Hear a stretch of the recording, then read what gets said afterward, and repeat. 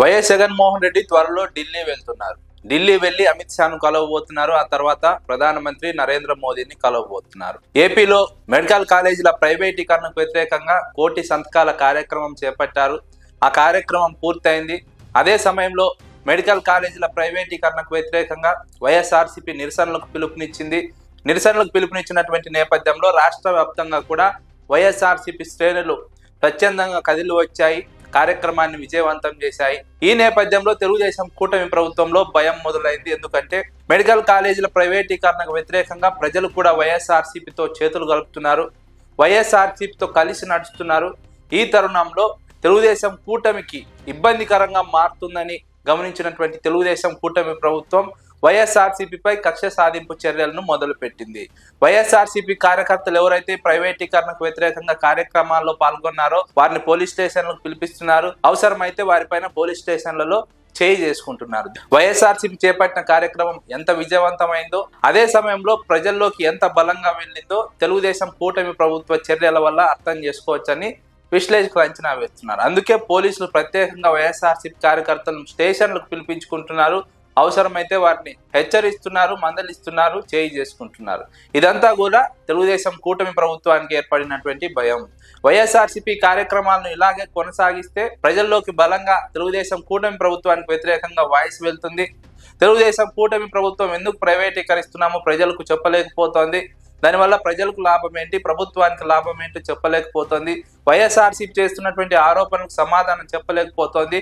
ఈ నేపథ్యంలోనే ప్రజల్లోకి తెలుగుదేశం కూటమి ప్రభుత్వానికి వ్యతిరేకంగా మెడికల్ కాలేజీల ప్రైవేటీకరణ అన్నది తెలుగుదేశం కూటమి ప్రభుత్వం యొక్క ప్రయోజనాల కోసం, వారి లబ్ధి కోసం తీసుకున్నటువంటి నిర్ణయంగా ప్రజలు భావిస్తున్నారు.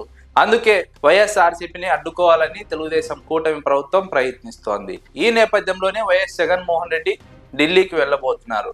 ఢిల్లీకి వెళ్లి అమిత్ షాను కలవబోతున్నారు. ఆ తర్వాత ప్రధాని నరేంద్ర మోదీని కలవబోతున్నారు. అమిత్ షాను కలిసి 1,00,00,000 సంతకాల కార్యక్రమం గురించి, వైఎస్ఆర్సీపీ చేపట్టినటువంటి మెడికల్ కాలేజీ ప్రైవేటీకరణ వ్యతిరేక కార్యక్రమాల గురించి వివరించబోతున్నారు. అదేవిధంగా ప్రధాని మోదీ కూడా ఇదే అంశం గురించి వివరించబోతున్నారు.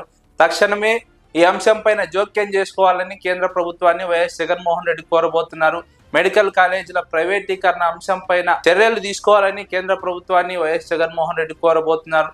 రాష్ట్ర ప్రభుత్వం తీసుకున్న నిర్ణయం విషయంలో పునరాలోచించే విధంగా కేంద్రం జోక్యం చేసుకోవాలని వైఎస్ జగన్మోహన్ రెడ్డి అటు అమిత్ షాను ఇటు నరేంద్ర మోదీని కోరబోతున్నారన్నది రాజకీయ వర్గాల్లో జరుగుతున్నటువంటి ప్రచారం. ఈ ప్రచారం కనుక నిజమైతే అది తెలుగుదేశం కూటమి ప్రభుత్వానికి గట్టి దెబ్బగా విశ్లేషకులు అంచనా వేస్తున్నారు.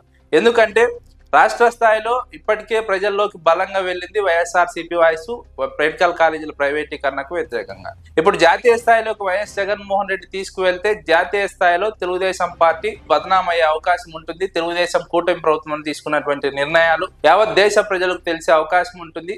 అది మరింతగా ఏపీ ప్రజల్లోకి వెళ్లే అవకాశం ఉంటుంది. కాబట్టి ఈ అంశం పైన వైఎస్ జగన్మోహన్ రెడ్డి ఢిల్లీ వెళ్తున్నటువంటి నేపథ్యంలో తెలుగుదేశం కూటమి పార్టీలో భయం మొదలైంది. తెలుగుదేశం కూటమి ప్రభుత్వంలో వణుకు మొదలైంది. అందుకే వైఎస్ఆర్సీపీ కార్యకర్తల పైన వేధింపులు మొదలు పెట్టారు. వైఎస్ఆర్సీపీ కార్యకర్తలను అడ్డుకోవాలని ప్రయత్నిస్తున్నారు. వైఎస్ఆర్సీపీ కార్యకర్తలు కార్యక్రమాల్లో పాల్గొనకుండా ఉండే విధంగా వారిపైన పోలీసుల ద్వారా ఒత్తిడి తీసుకొచ్చి తెలుగుదేశం కూటమి ప్రభుత్వం ఆంధ్రప్రదేశ్లో అప్రకటిత ఎమర్జెన్సీని అమలు చేసే యోచనలో తెలుగుదేశం కూటమి ప్రభుత్వం కనిపిస్తోందని విశ్లేషకులు అంచనా వేస్తున్నారు. మెడికల్ కాలేజీల ప్రైవేటీకరణ అంశంలో వెనక్కి తగ్గడమే తెలుగుదేశం కూటమి ప్రభుత్వం ముందున్నటువంటి దారి. లేదంటే వైఎస్ఆర్సీపీ ఎన్ని అడ్డంకులు సృష్టించినా, ఎంతగా దమనకాండ ప్రయోగించినా వైఎస్ఆర్సీపీ వెనక్కి తగ్గే పరిస్థితి లేదు. వైఎస్ఆర్సీపీ ఈ అంశాన్ని జాతీయ స్థాయిలో, రాష్ట్ర స్థాయిలో, గ్రామ స్థాయిలో ప్రజల్లోకి తీసుకువెళ్తుంది.